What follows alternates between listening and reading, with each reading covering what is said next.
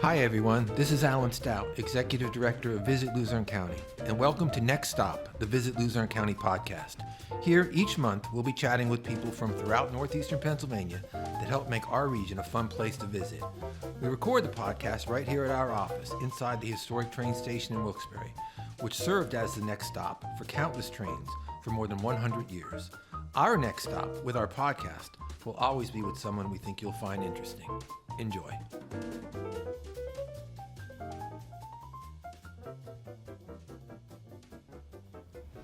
Welcome to episode number 2 of Visit Luzerne County Next Stop. We just kicked off our podcast last month, and we're happy to be back with a new edition. And this month's guest is Brian Coe, the Vice President of Operations with the Wilkes-Barre Scranton Penguins. Welcome, Brian. Welcome, Thanks, Alan. Welcome to Next Stop here at the Visit Luzerne County Visitors Bureau. Woo-woo. Here we are in this awesome old building, and we appreciate you coming down and hanging out with us for a little while.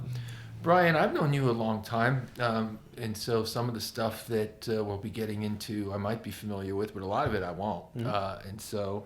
But I know that this is a special year for you with the Penguins. This is your 20th anniversary working for the organization, correct?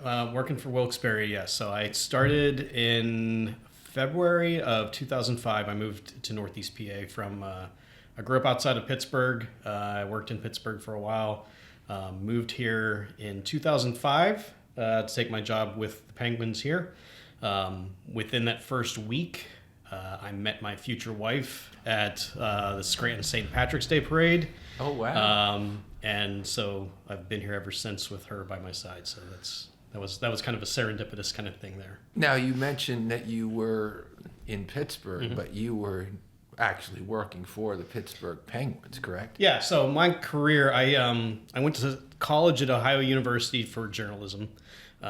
Decided late in my college career that I didn't want to do journalism, and I kind of swerved at the end and took some PR classes, and I did a PR internship in Portland, Maine, right after I graduated. Did that for about 7 months. Moved back home in December of 1994. Didn't really have a job. Didn't know what I was going to do. Started writing around to places that I thought it would be fun to work at, and my parents had bought one of these old coupon books that, they were like a fundraiser thing, and they had different coupons for like water parks or for other entertainment things. And I was looking through it, and there was a coupon in there for an indoor soccer team called the Pittsburgh Stingers. And I thought, I played soccer growing up, let's just throw something out there. So I put together my resume and some of the clips and things that I had placed while I was working at that PR internship. And I sent it to them, and I got a call back a couple of weeks later. And they said, we don't have any money, but if you want to come in and do this, like do a PR kind of job for us, a glorified internship, it's a great way to get your foot in the door. Turns out that soccer team was owned by the Pittsburgh Penguins. So we played in the same building. They were a summer league, so they were playing in the downtimes for the hockey team. And a lot of the staff would cross over. So I was working in the PR there. And the gentleman that hired me there, his name was Jeff Barrett, and he was running that soccer team. And a lot of people around here know Jeff. Jeff is the one who actually came out here and started the Wilkes-Barre Scranton Penguins in 1999. So that's how my connection to Jeff became. And so he moved out here. I stayed in Pittsburgh. I was working for the Pittsburgh Penguins. I kind of worked my way up after the soccer team folded. I worked at the practice facility there that Jeff ran for a short amount of time. And I was volunteering in the Pittsburgh Penguins front office in their PR department during that time. And then they had an opening in the PR department. And because I'd been doing that work and I already knew everybody, I kind of slotted right in. Worked in the PR department for, I think, 5 years. And then I transitioned over to publications. And I was actually the first kind of full-time NHL beat writer for a team website. So when the Pittsburgh Penguins website first started up, the journalism came back to me. So it kind of full circle there. So so I did that for another 5 years or so. And then the NHL had a lockout, work stoppage in 2005. Pittsburgh was actually going through a bankruptcy. They didn't know if they were going to have the team there anymore. It was a really tough time. At the same time, there was an opening here in Wilkes-Barre, and I had stayed in touch with Jeff that entire time and a lot of my friends that worked out here. And he said, why don't you come out here and try it for a little bit, see if you like it. So I came out. I figured I'd be here for a year or two, and that's where Kate comes in, and I've been here ever since. That's a terrific story. It just goes to show how important it is sometimes when you're young and you want to start your career to take the opportunity to get that foot in the door. You know, it's all about relationships. You know, that's really what I've noticed in my career in sports is it's who you know, and 'cause a lot of people move around. Like I'm kind of an anomaly. I've only been in 2 cities and in the same organization for almost 30 years now. Sure. There's a lot of movement in professional sports, and so like if I make a contact with somebody and they go on and work for the Dallas Cowboys or the LA Dodgers, that's how you get to those next steps here. So I'm kind of a little bit of an outlier, I think, but especially in this business, it's all who you know and timing. Were you always a fan of hockey? Did you like the sport before you applied for a job to work for a soccer team, kind of worked your way into the hockey, but were you a fan of the NHL growing up? I was. I grew up at kind of an interesting time. The Penguins were not a good team when I was growing up. I was 12 years old when Mario Lemieux was drafted, and that's what kind of started the hockey boom in Pittsburgh. It was Mario coming to the Penguins, and at that time, the sport just exploded in Western Pennsylvania. You saw it in the rinks around the area. You saw it in attendance at the games and success on the ice. So I was a fan from that time on. I had a lot of friends that played growing up. They played organized. I never played organized hockey. I would play pickup and I'd play on ponds and things like that with them. But I was, never involved in it at a higher level like that. But I always had a fondness for the sport and always some sort of connection to it for sure. You've had a couple of roles with the Penguins over the years. Obviously, you've been here 20 years. Talk about, some of those roles you've had, because like in Pittsburgh, where you had different roles, writing for the yearbook or the website and so forth, and PR, you've also worn several hats here over the years. That's my first part of the question. Second part is, how long have you been current VP of Operations? So currently, I've been in this kind of position for it's kind of a nominal, like maybe 10 years or so. Okay. So it's been I've basically been overseeing the day-to-day of the organization for the last year. Jeff has taken kind of a step back, and I've kind of taken over running the day-to-day for the last 6 months or 7 months. But before that, I was kind of his right-hand man for about 10 years. But yeah, I've done a lot of stuff here. When I first moved here, the job that I came in and started doing was I was writing for the game program, doing communications, doing PR, traveling with the team every game, writing for the website. I kind of moved out of there and I took over game entertainment. So I was writing the game scripts for all of our home games. So like when you hear Bobby Day making an announcement, somebody has to put all that information together. I was doing that. I was doing graphics for the video board. I was doing videos for the video board, highlight videos for online. I've done community relations work, setting up events for charity fundraisers, things to get our players out into the community and have them involved. I've done a little bit of everything. I like to say that I've done the only things I haven't physically done. I have never sold a sponsorship and I have never sold a ticket. Okay. Although all the work that we do contributes to all those things, but I like to say that I'm a non-revenue generating person for the team. Well, although we all do it in our own way. You're selling yourself a little bit short there, that's for sure, Brian, because all that work you do is probably what helps. Well, that's the thing. I'm not pushing the buttons and taking the money, but I got you. Everybody contributes. I got you.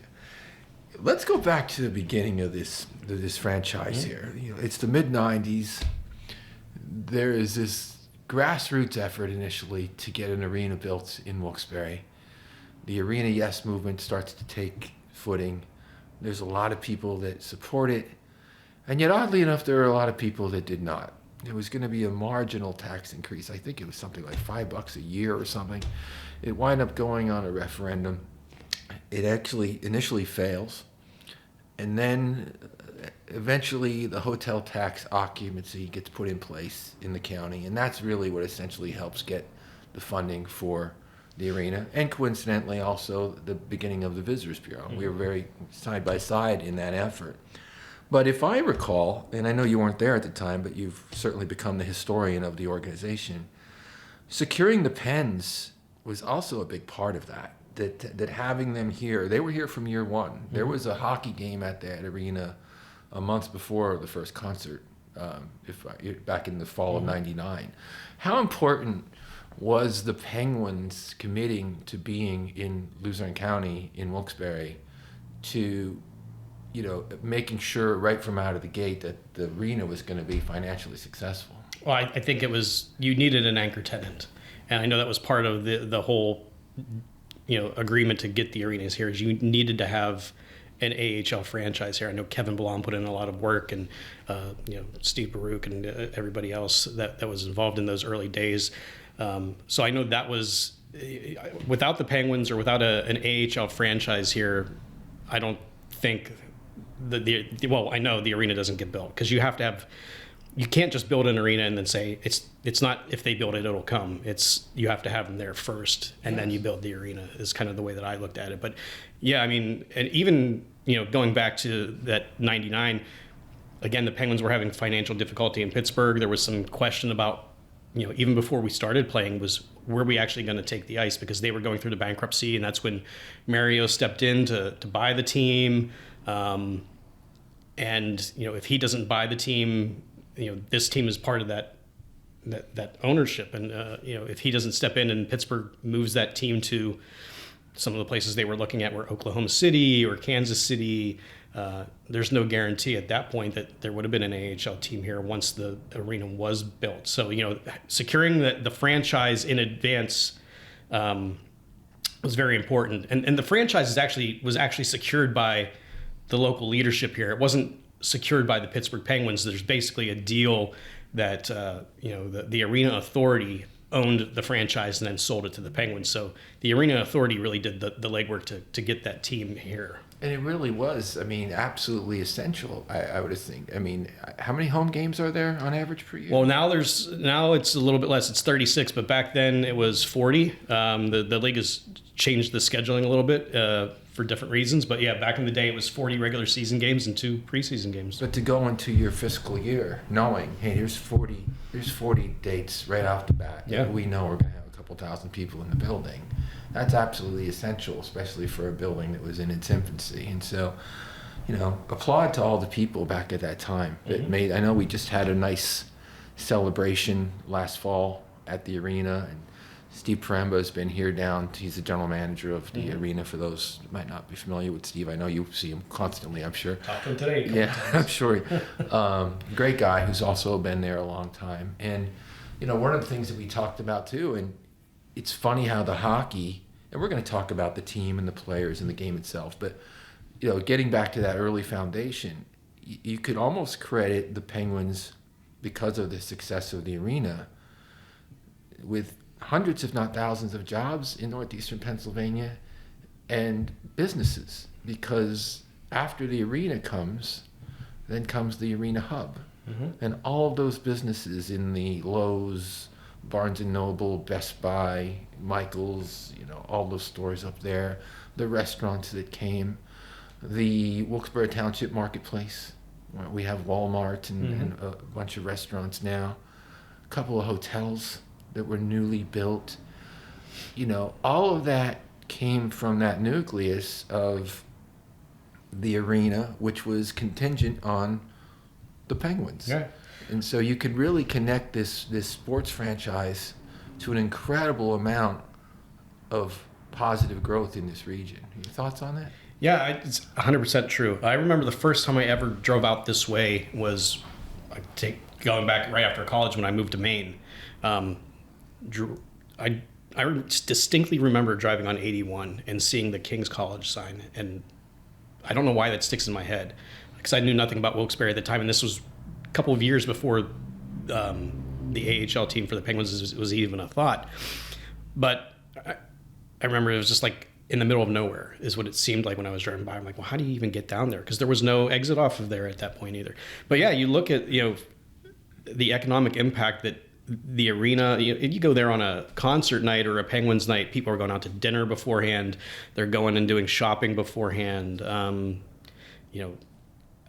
If that building is not there and there are not events in there to keep it going, then everything around there is never built, is never becomes a part of the area. And you're right. Look at all the jobs. I mean, imagine how many people work in just those hotels that have now sprouted up on the hill there. I think there's 4 or 5 right there. I mean, those are jobs. You've got all the retail jobs. You've got restaurants. You've got bars. You've got nightlife, Wegmans, and everything there. It's just it's unbelievable. I look back. I have the old picture archives too, like actual photos. And I have pictures of a Zamboni coming down the exit off of 81 when that was open. And I never saw it when I was never here when there was no road there.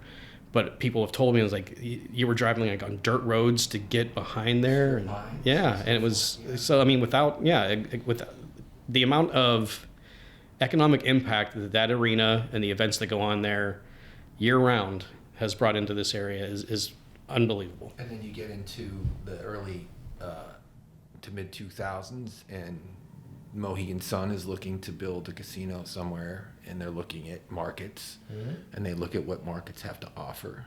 And this place has an arena. They've got a booming business district 2 miles away. And so all of a sudden there's a couple thousand more jobs in another business. Absolutely. And all of a sudden maybe it all started with a hockey puck. I'd like to think so, yeah. So, it's neat to take a little bit of time once in a while and think back on that and acknowledge that. Another important part of the community, which is just as much a home to the Penguins as the arena, if not more of a home in some ways, is the Toyota Sports Complex. That's where you have your offices. Mm-hmm. That's where the teams practice. It's a great place for the community with the outdoor deck that was just opened about 2.5 years ago, parties and so forth. Talk about that facility and how important that role is to what you do personally and as an organization, but also for all of us here.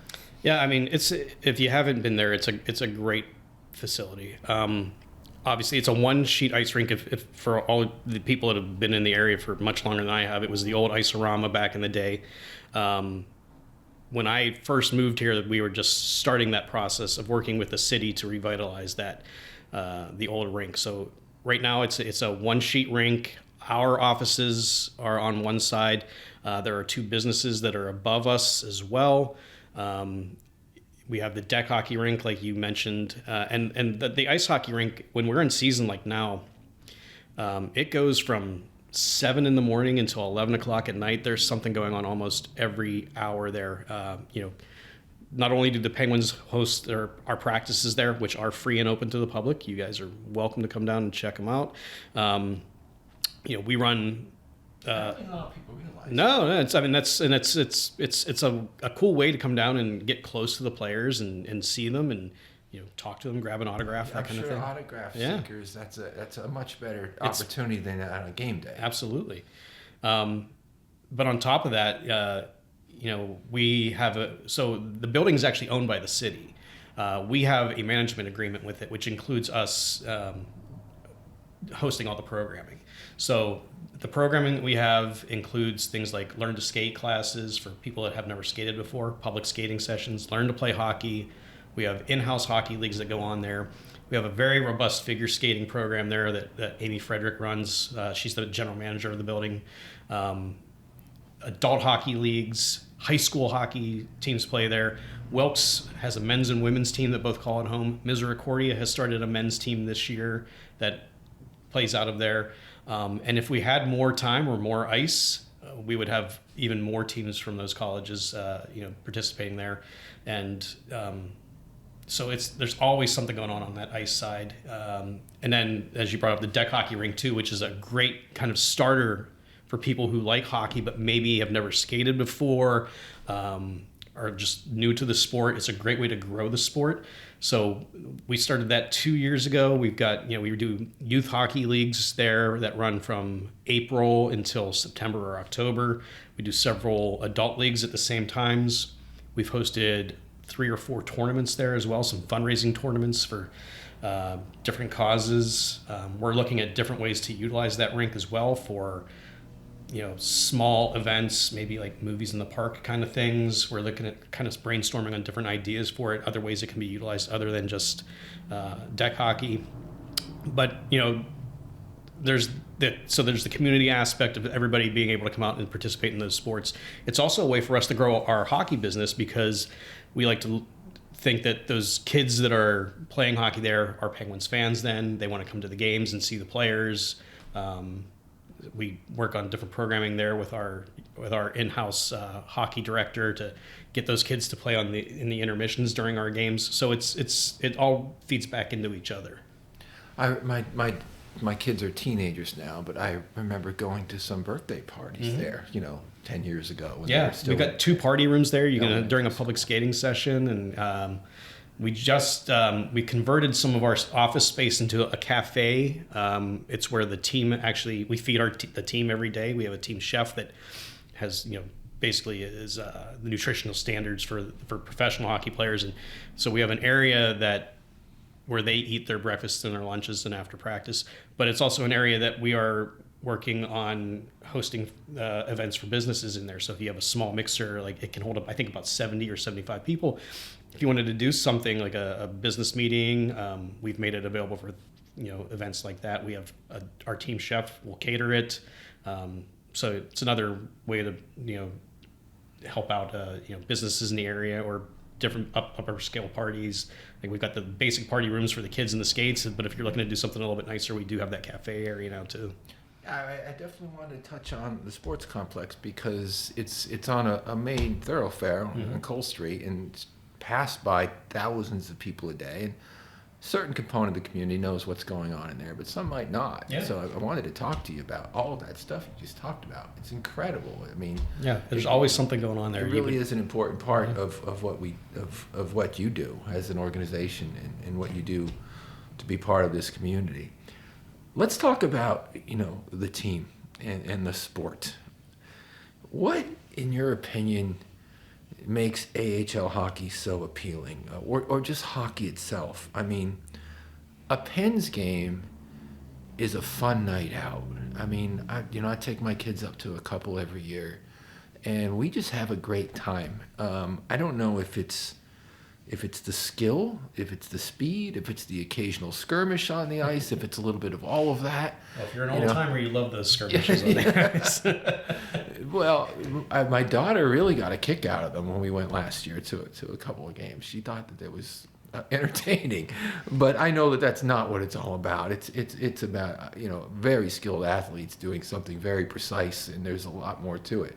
What, in your opinion, is the appeal of hockey and these nights out at our arena? For one, I think it's a great entertainment experience. We've got a really dedicated and hardworking staff in our office that tries to make every night special, no matter what night of the year it is. If it's a Wednesday against Hershey for the 5th time this year, or if it's a marquee Saturday night game that we're playing where we're doing a special fundraiser, there's always something special that we're trying to incorporate into the game. So one, it's the entertainment aspect off of the ice.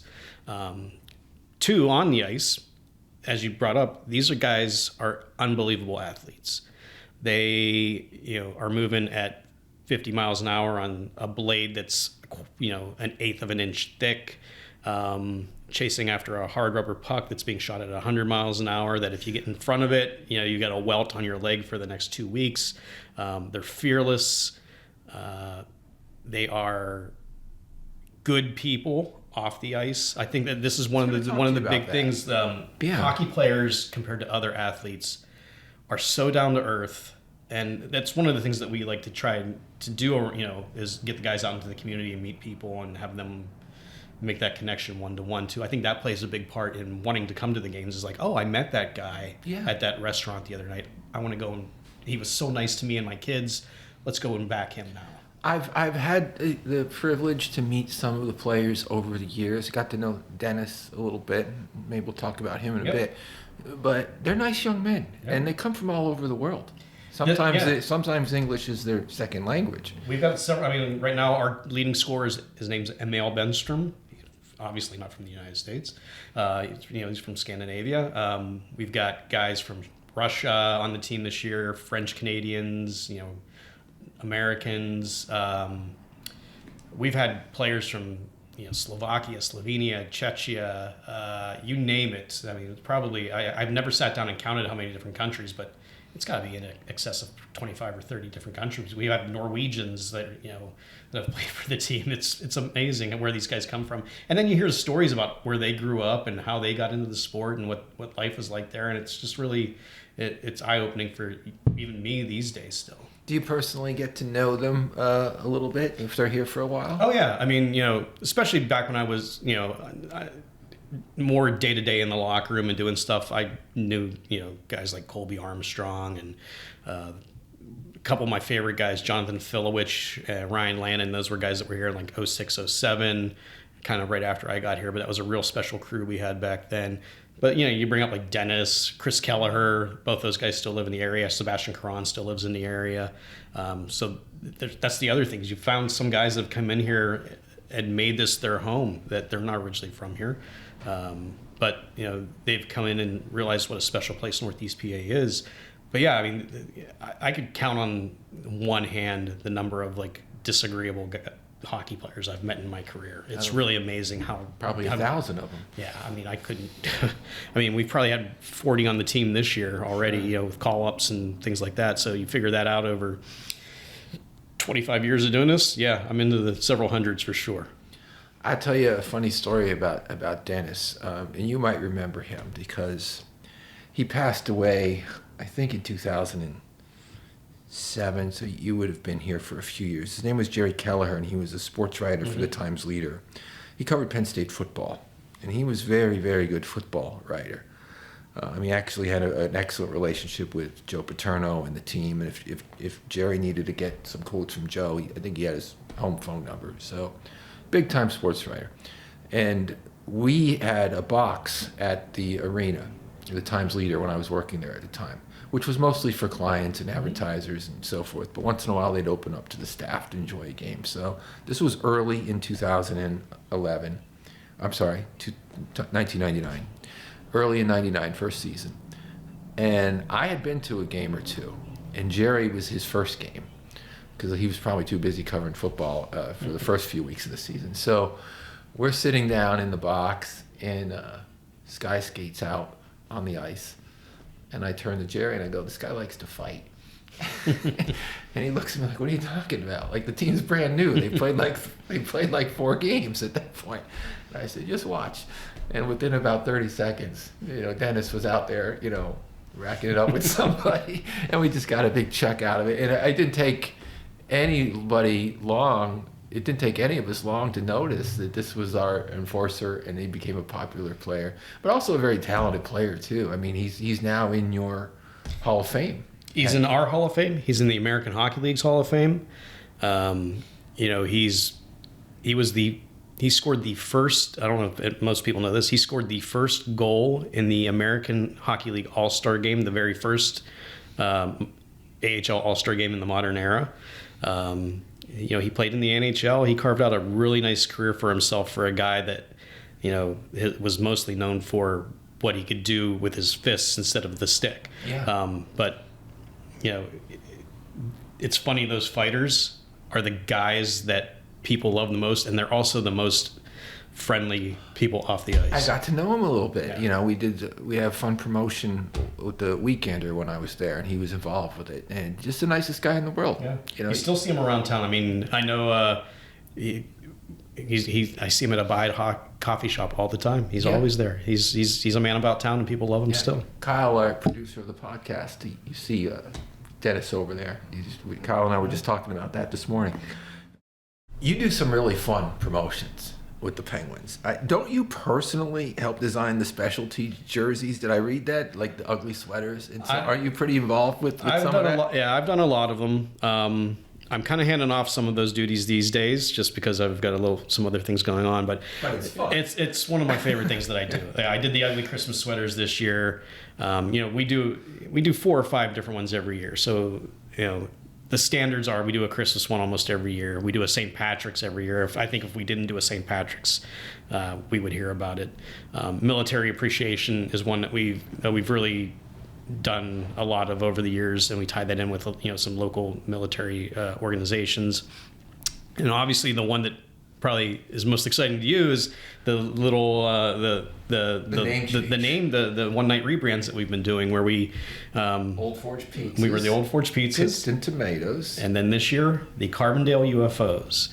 And thanks to you guys for helping to sponsor those nights. But that's an idea that we kind of stole that idea and made it our own. We were at league meetings every summer. The AHL has a kind of a business meeting where all the teams come together, and 7 or 8 people from each organization come, and you share best practices and talk in different marketing or ticket sales.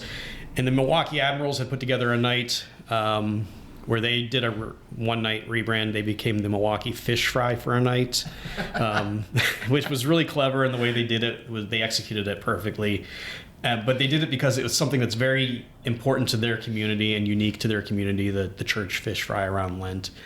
And so we sat there and we're like, okay, and they won an award for it. So we're like, how do we win that award next year? What are we going to do that's going to one-up them?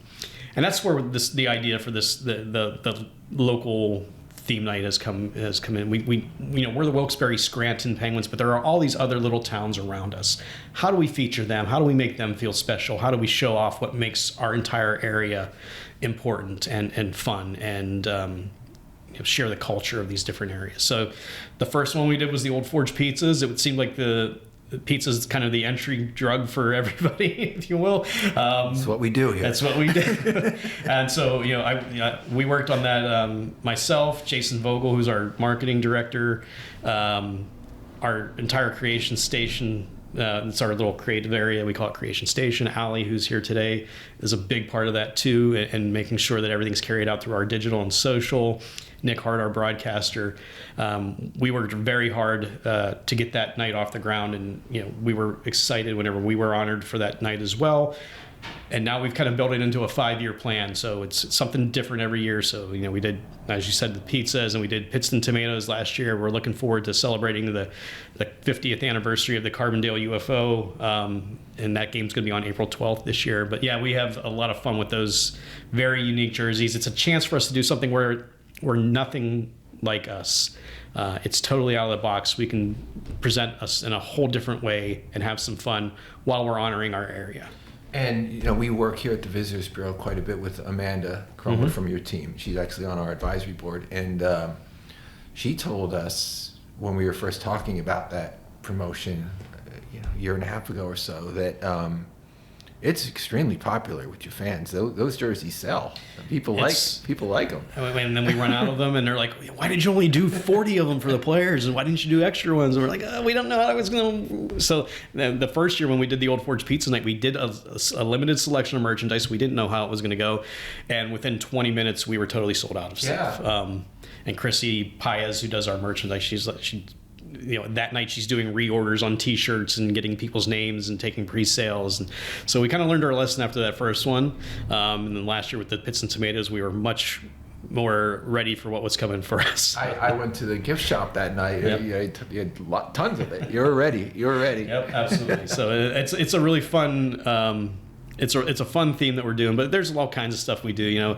Our next big night coming up is our cross-check cancer night. So some of the nights are strictly for fun. What was the teddy bear toss? Teddy bear toss we do every year. That's a game around Christmas, and we encourage people to bring unwrapped stuffed toys to the game. And then after we score our first goal, they throw them onto the ice. We collect them, and then they're donated. We work with it's called Operation Santa Claus. It's run out of Toby Hanna. And they distribute the toys to children in need who might not have a great holiday. They take them to hospitals, they take them to special events and pass them out to make sure kids are taken care of there. I mean, you guys do so much. I mean, I even saw at Thanksgiving that your your team, some of the front office folks were CEO, helping with Thanksgiving meals and stuff. Yeah, we were passing out and actually last year, not 2024, 2023, we had players involved. Players would have been involved this year in the same thing, but they were on the road. We were, Allie, myself, some other folks from our front office were there passing out turkeys and helping out the CEO. Our players around Christmas went down and helped out Valley Santa with wrapping up, presents and distributing. So it's an important thing for us to, give back to the community and to introduce our players to the community that they live in, to see that the impact that they can make, not just by playing the sport, but by being present here and learning about the people that they're around and the activities that are here as well. Are any of those other players that we mentioned earlier stand out in your mind? I mean, Dennis has sort of become a local icon. He even had some restaurants for a while. But maybe that went on to NHL. At this point in your career, you've probably seen some folks come up that went to the NHL Hall of Fame that you may have met when they were 18 years old. Yeah, I mean, well, I was really fortunate when I worked in Pittsburgh. The general manager when I first started working there was Craig Patrick, who is one of the most famous hockey families in, Lester Patrick was his grandfather. And there are major awards named after him. And these are guys that go back to like the 1920s and the start of the National Hockey League, his family. And his brother Glenn was our head coach for the first couple of years. Craig's brother Glenn was our head coach. But I worked under Craig there, and I remember going to the NHL. He was inducted into the NHL Hall of Fame, or not the Hockey Hall of Fame, not the NHL Hall, whenever I was there. And he's a guy, he was the assistant coach for the Miracle on Ice. And he's in the office around the corner. And the other one at the same time, Herb Brooks, who was the head coach, worked for the Pittsburgh Penguins at the same time when I was up there. And Herb was an eccentric genius, just like you see in the movie.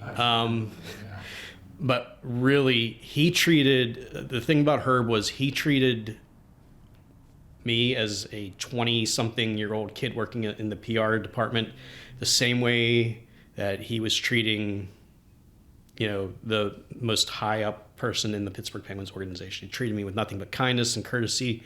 One of my favorite people that I came across in the hockey world was him. I just felt really fortunate to know him. Unfortunately, he passed away in a car wreck. I believe it was in 2002. But he was an amazing guy. Before the movie. Right I believe he saw the film. He did not see if you watch the end of the film, they actually have a little coda at the end, and it says this movie is dedicated to Herb Brooks. He never saw it, but he lived it. Oh, right, right.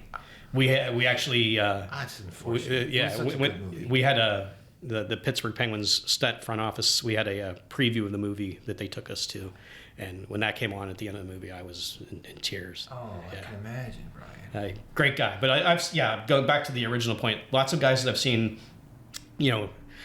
there's the guys that are in the Hall of Fame, but the guys that you really kind of root for and are excited for, maybe not those guys, but the guys that really had to work their way up and got that taste of the NHL. Maybe we're not superstars there, but got to play there and realize their dreams. Sure. I've seen a lot of guys that have put in the work down here for 2 or 3 years and then made that jump and been carved out a niche for themselves in the NHL. The one guy that really stands out down here is Tom Kostopoulos. TK was a 9th round draft pick by the Pittsburgh Penguins. They don't even have 9 rounds in the draft anymore. So this is how, he was 9th round. He played in Wilkes-Barre for his first 4 seasons. He got a cup of coffee up there every now and then, moved on from the organization, and then he played exclusively in the NHL for the next 7 or 8 years. And then at the tail end of his career, when he, was not the fastest guy on the team anymore, or the most skilled. He was never the most skilled guy. He was always a hard worker. He came back to Wilkes-Barre, and he played another 5 or 6 years with us. And it was his way of giving back to those young kids. And he's one of 5 or 6 players that has played 600 games in both the NHL and the AHL. And that's really a testament to his hard work and his dedication to the sport, but also to that mentoring aspect of what he brought to our team during the tail end of his career. And he's still involved with the Pittsburgh Penguins. He's now one of their directors of player development, and he still comes to Wilkes-Barre a couple times a year to help out with the young guys here. And he's an amazing guy, one of my favorite people I've come across in the sport. That's a great story. And I'm going to tell my son that I know somebody that knew Herb, because my son is a big fan. He's obviously, all that happened before he was born. Sure. But my son's the one that said, "Dad, I want you to watch this movie with me." And we sat down, and I remember watching it happen. Yeah. Not necessarily live because it was on tape delay. Everybody thinks it was live, but it was tape delay. Yeah. But I remember watching it happen. It is a terrific film. It's nice to know that he treated you that way when you were a young man early in your career. It's a great story as well. Up at the arena, the Penguins are always working on improving the fan experience. Obviously, with not only the fun promotions that you have, but things that you've added over the years, the opportunity for fans to get on the Zamboni during the games on occasion. And one of the big things this year, I saw you had posted about it, was the new suites, the new luxury boxes. You want to talk about those? Sure. Yeah, we've made some changes to the actual seating setup. We've worked with the arena to kind of change the experience here. We found that there's a lot of fans that want kind of a different, either a higher end experience or sometimes a better group experience. So over the last 4 or 5 years, we've changed the arena quite a bit. So the first thing we did was, behind the one goal, we've taken out all of the seating on the lower level, and those are now 2 party areas. So if you have a group of 50 people, you can get a whole party area there for yourself, or it can fit 100 people total. So we split it into 2 for 50, and it comes with an all-you-can-eat menu option there, and a private bar for you.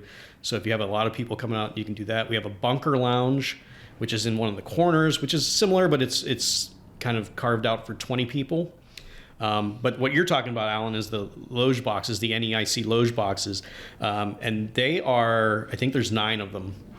And 8 of them seat 4 people, and the one in the middle seats 6. So some of those are sold on a year-long basis. There's a couple of businesses and individuals that have come in and bought those. And they're kind of open-air private boxes. So they have some dividers between them.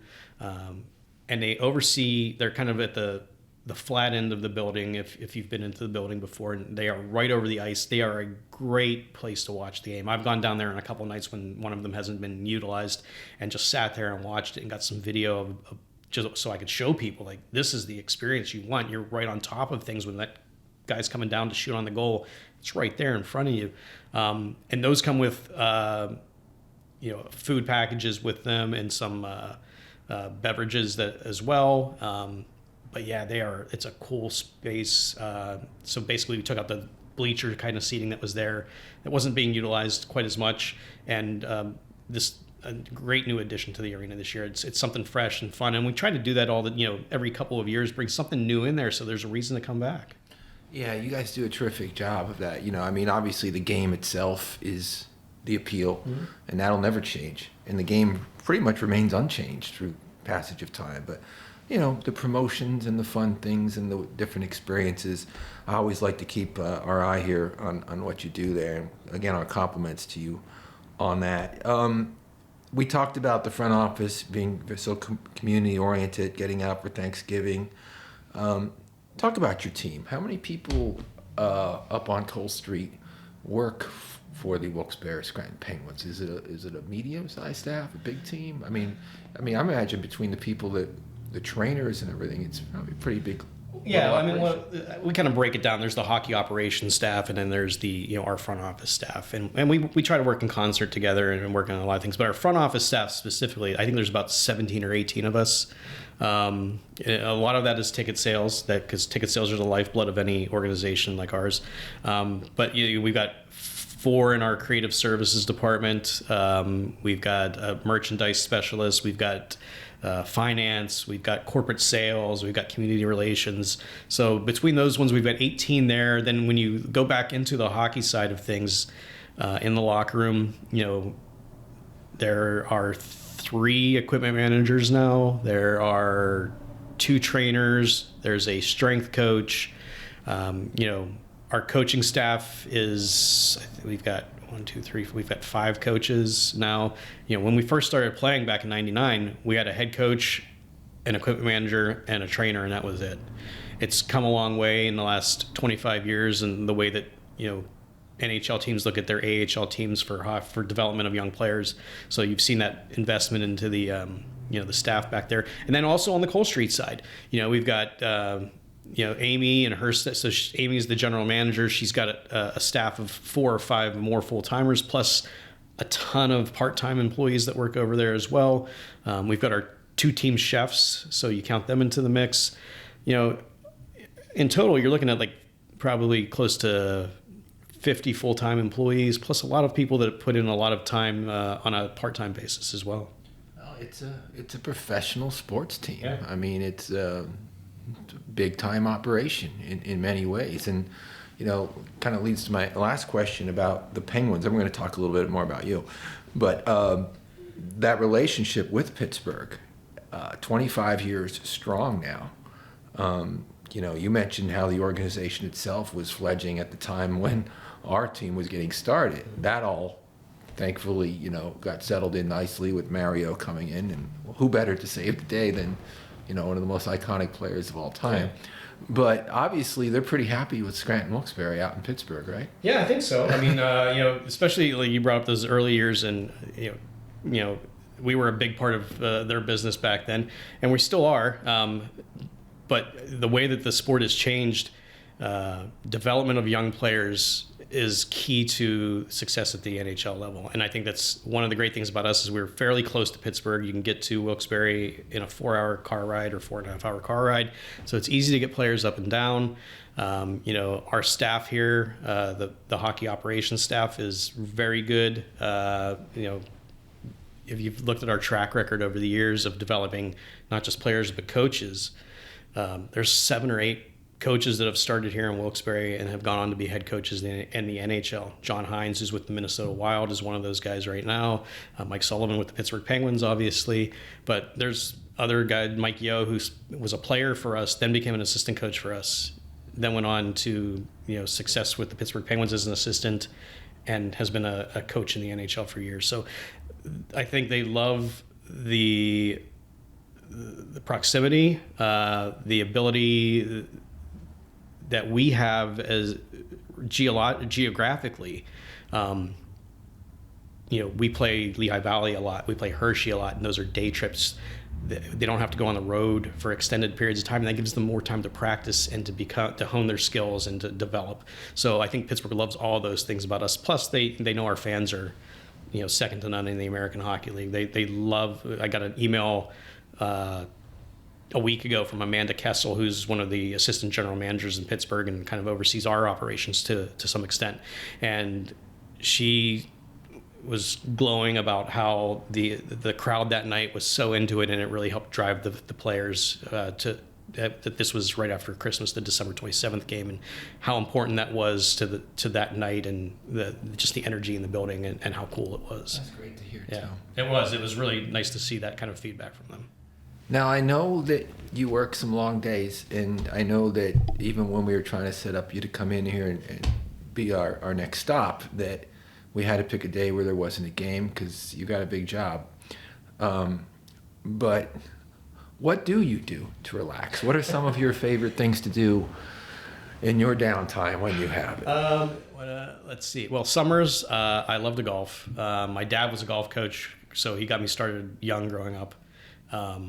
So that's big. And my wife has gotten into it in the last 2 or 3 years. I've dragged her out on the course, and she's started to love it. So that's something that I love to do. I love checking out new places around town here. One of my favorite new places is right across I live in West Pittston.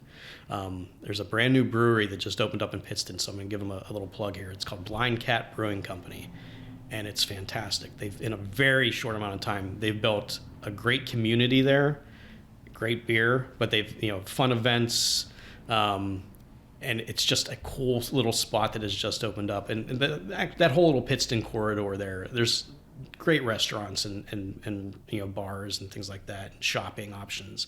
They're doing a great job. Yeah. The Mayor Lombardo, yep. and the Chamber and the Downtown Association. I mean, they all work so well together. Yeah. And you see the results. Other things I like to, kind of like you, I love music. I love going to concerts. That's what I'm going to ask you about. Yeah. So I'm going to ask you some questions, and you don't want to think about your answer too long. Go for it. The first thing that comes to mind. Give me 2 or 3 of your all-time favorite bands. Oasis is number one. And I'm so excited about Reunion. them. The reunion this year. I don't have tickets yet, but I've seen them 4 times already. I've seen them in a small club in Pittsburgh, and I've seen them in Madison Square Gardens and everywhere in between. They are my favorite band of all time. Some other off-the-wall ones. There's a band called the Stone Roses. Oh, yeah. Do you know the Stone Roses? Mm-hmm. So I saw them on their reunion tour. I was in college when they were kind of at their height, and I had a lot of friends. It's probably the most enjoyable concert experience I ever had was seeing them at Madison Square Garden. My wife and I were there. We were sat next to 2 guys that had flown in from England, that had seen them in all their stops in England because they're a big English band. Nobody knows them here. But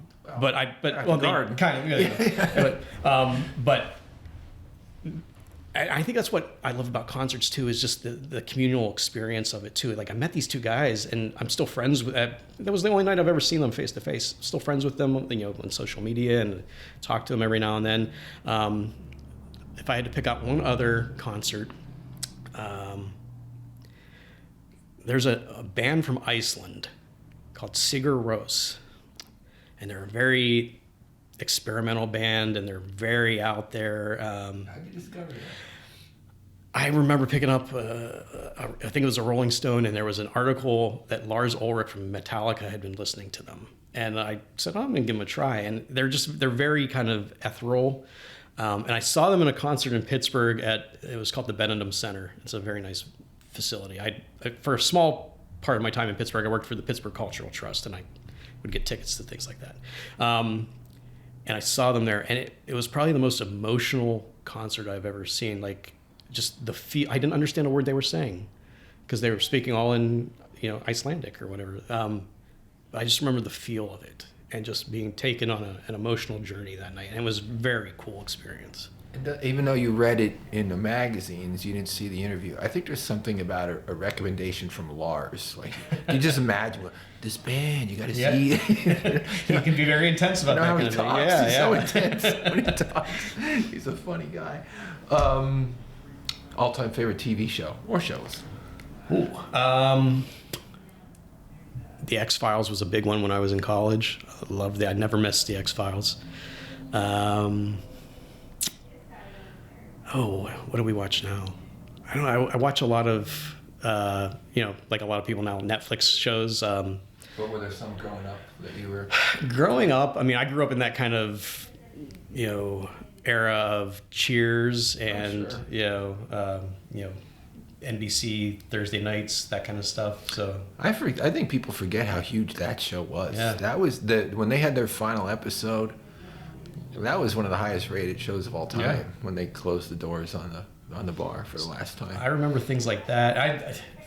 I remember being a real young kid and watching reruns of like the Monkees after school and stuff like that. And that was fun, and you get into weird stuff like that. And that was growing up as a little kid, or somebody like 8, 9, 10 years old. That was brand new, and that was just fun TV to watch too. And I think for a lot of people too, with that show, and I think I've even heard some musicians say this, that were growing up, that's how you thought that bands were, that they were buddies and they all lived in a house together. And and it's not like that in real life. Not always how it works. What about films, movies? A couple of all-time favorites coming I'm just trying to get the people great. Watching the podcast to get to know Brian a little bit too. Ask anybody in my office, they'll tell you Star Wars is a big part of. I love the Star Wars movies, the original ones, and that's another night that we do with our team. Is we do a Star Wars night. It's very successful. So that's a fun one. Yeah, it's really cool. Especially The Empire Strikes Back, which I think is a lot of Star Wars fans' favorite. I would agree. And then I like a lot of old time movies. My wife and I watch a lot of classic films like TCM stuff. The Thin Man, which is William Powell and Myrna Loy, is a really throwback movie to like the 30s that we watch. One of the most influential movies that the original King Kong is something that I remember from watching as a kid. Like 36? I think it's 33. 33. I remember it because black and white. Yeah, growing up, we would go to my aunt's house for Thanksgiving, and she got WOR TV out of New York. And I remember they would play it every year. Channel 9. Yeah, I Lindsay Lloyd. So those ones, and then like this is a weird one, but Lawrence of Arabia is I think it's just a masterpiece. It's one of my favorite movies. That's cool. Yeah. Yeah, I got a list of some old classics that I haven't watched yet. And I maybe, there's this little period of time, after the Super Bowl, before baseball, when there isn't, that I might usually check some Casablanca or Yep. Gone with the Wind, things like that. Absolutely. You got to see what that was all about. Favorite foods or food? Favorite foods or food? Well, I've been trying to eat healthier in the last year here, and I've been doing a pretty good job of it. So I've been, I make like a banana and something shake every morning. It really gets me going. But favorite foods like around the area. What did Kate make the other night? She made something that was really good. I can't remember it. Home cooking. Home cooking, yeah. I mean, my she's a great cook. I like to cook too, but she does it more than I do, and she does it better than I do. I'm trying to think, what are some of the best things that I've eaten around here? I don't know. You stumped me, Alan. I used to write a column for the Times Leader called Meat, and some of these questions, when we start doing the podcast, I thought it would be a fun way to end them with some of the similar questions. I'd say 90% of the people just said pizza. Yeah, well, I mean, there's so many different, but then what kind of pizza, right? Yeah. It's like, there's like, where I live in West Pittston, there's Antonio's, and then there's on the other side of the river, there's a couple other spots, and then there's new places that are opening up all the time. Like there's a new place opening up right down the street from me called Luca Pizza, that I can't wait to check out. Connected to the Blind Cat, there's a new place that opened up in Pittston called, I think it's called Althea. And my wife and I went to the Blind Cat one day, and they had the QR code that you could order pizza from there. And it was this kind of artisanal, really good, really tasty pizza. So yeah, I mean, you can't go wrong with pizza. And Check just that out, what kind do you everybody. want on that night, Do you have a favorite city? Pittsburgh. I mean, I love, I don't get back nearly as much as I used to. My family's all kind of moved out of there now. I still have great friends there. I love the vibe of Pittsburgh. When I lived in the city, each little part of the town is its own, kind of like here, its own specific thing. I've heard the comparison that Pittsburgh is it's a small, big town. It's a small, big town, Yeah. And the beautiful bridges and the rivers and obviously a great sports town as well, going back, for a long time. Great music scene too. There's guys, he's a Pittsburgh icon. His name's Donnie Iris. You probably know about Donnie. Rusted Roots from Pittsburgh, for all those kind of jam bandy people. I think the Clarks. The Clarks are huge still in Pittsburgh. I know the Clarks from the Badleys. Yeah. Because the Badleys are from here. Yep. And they became friends. I can't tell you how many times I've seen the Clarks. Yeah, I've seen the Clarks. I knew they were a good Pittsburgh Tommy band. James and the Shondells. Oh, yeah. Yeah. So going back even further. But yeah, I mean, there's and then there's more modern stuff, like there's Code Orange, which is a punk band, and kind of they're from there. So yeah, it's a great music scene there. The South Side was the place to go to catch a band any night of the year. But I lived in a place called Squirrel Hill. There's each kind of little area has its own ethnicity, or like there's the Italian area. There's Lawrenceville, which is kind of the where all the hipsters live now, I guess you would say. I got some really good friends that own pubs and bars in there, and I love going back to Pittsburgh. If I could take this job, put it in Pittsburgh. Family there? I have some extended family there. My immediate family all lives in North Carolina now. They've all migrated down together. But I have some aunts and uncles and things around the area there, cousins, really close friends that are still there. So it's home to me. It always will be in some ways, even though this is my home now. What's your favorite thing about NEPA? The people, very down to earth people, not afraid to tell you what they think. We hear about it at the hockey games sometimes. The outdoors here is amazing. You've got places like Ricketts Glen and Harvey's Lake, and even up Wallenpaupack, and other areas around here. My wife grew up in Honesdale, so her family still owns a farm up there, so they go up there and kind of see that kind of life too. everything in there, around the town. The towns themselves are great. The nature is great. There's always, when I first moved here, you would hear, oh, there's nothing to do in NEPA. Yeah, there is. You just got to figure out what you want to do. Yeah. Yeah. That's what we do here. If you walk into our lobby here at the train station, you'll see 400 things to do. Yeah. Right at your disposal. There's no shortage of entertainment. And by the way, we always have the Penguins schedule here in the lobby and Penguins memorabilia. So we're very pro Penguins here at the Visit. We appreciate that. We usually have all the home games up on the billboard for the whole month. Is there anything about you that people that know you even might be surprised by, like that? You say, "Wow, I didn't know that about Brian." He's, I collect this, or I skydived, or something unusual that you might be. Who knew? I've never skydived. I do not like the heights. I'll tell you that much. You want to talk about collections? I'm a baseball card collector. Yeah. I got a great Roberto Clemente collection. He's that I've been kind of trying to do his career run. So I've got a lot of that. I kind of, like a lot of people, I got back into it a little bit during the pandemic here when there was more time to do things.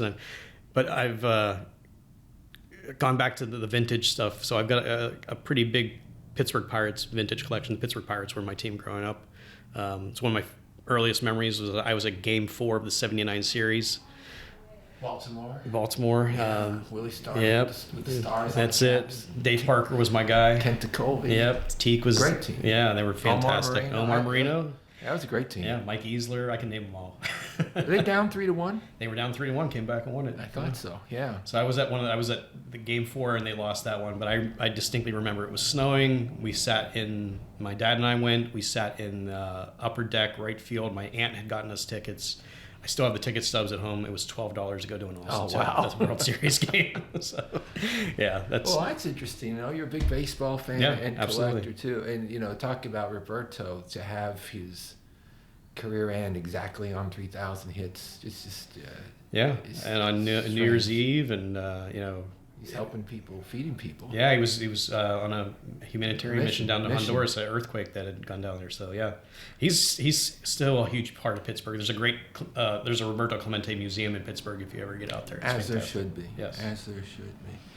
Last question for you, and before we'll ask the question first. But what is there a person in your life or people in your life that had the most influence on you and brought you? You're a very successful man now. You're been with a professional sports team for 20 years, vice president, overseeing a lot of things. You've done a lot. Is there someone in your life that has helped put you to where you are today, or people? Well, I think there's a couple. I mean, on a personal side, there's my parents. They're always the most important. Professionally, is Jeff Barrett is my mentor. He hired me out in Pittsburgh, as we talked about, with that, and eventually brought me out here. I've made mistakes along the way. I know I've made mistakes along the way. One of Jeff's big things that he's always said to me is make a million mistakes, just never make the same one twice, which is great advice for anybody. Don't be afraid to try something different, try something new. If it doesn't work, it's okay. You learn something from it. So Jeff is a big person in my life, professionally and as a good friend too.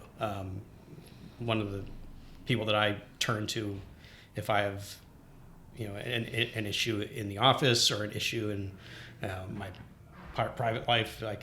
He's somebody I can go to. But yeah, between my parents, my dad was a high school teacher. He was a physics teacher. And he was a smart guy. Yes, very, very smart. It was physics and astronomy. And then he also was a JV basketball coach and a high school golf coach. So he's the one that kind of got me involved with sports. My mom made great. I'm the oldest of three brothers. My mom raised us, but then at age 39, she went back to school and became a nurse. Oh, wow. And did that at 39. At 39. And then she went back, she did that for the next 10, 15 years. And, so that's really inspiring. The journey is ongoing. Yeah, exactly. It's never too late, man, That's fantastic. You sound like from a great family, and you've had some great experiences. And you mentioned Jeff. We should all thank him for helping bring this franchise Absolutely. To this He's area. Very important to he's one of these unsung heroes, I think, that people don't realize,